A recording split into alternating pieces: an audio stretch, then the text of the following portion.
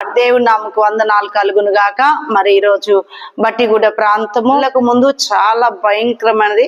అనేక చాతబడి శక్తుల వల్ల చనిపోయేవారు. భయంకరమైన ఆ ప్రాంగముల బిడ్డలు చాలా వణికిపోయేవాళ్ళు. అటువంటి వాళ్ళు దేవుడి కృప చూపెట్టేటి ఆ స్థలానికి మమ్మల్ని నడిపించి సువార్త చేస్తూ ఆ స్థలానికి వెళ్తున్నప్పుడు దేవుడి కృప చూపెట్టి ఆ స్థలంలో ఒక మంచి స్థలము, మరి ఏ వ్యక్తి అయితే చాదబడుతూ బాధపడి కాలంతా వాసిపోయి భయంకరంగా ఉన్నాడు, ఆ వ్యక్తి మన దగ్గరికి 7 వారాలు వచ్చినాక దేవుడు ఆ చాదబడి శక్తిని, ఆ భయంకరమైన కాలు వాపుని దేవుడు తీసివేసి మంచిగా ఆరోగ్యం ఇచ్చి, మరి ఆ స్థలంలో మరి మేము స్థలం ఇస్తామని పిలిచి దేవుడు దైవజనురాలను తీసుకెళ్లి ఆ స్థలాలు గొప్ప రీతికి వాడుకొని అనేక మాంత్రిక శక్తుల నుంచి మాంత్రగాళ్ళే మారిపోయారండి. ఈ రోజు దేవుడికి అసాధ్యమని దగ్గర సమస్తమును సాధ్యమే. మీరందరూ కూడా ఆ చుట్టుపక్కల ఉన్న వారు కూడా మందిరానికి రావచ్చు.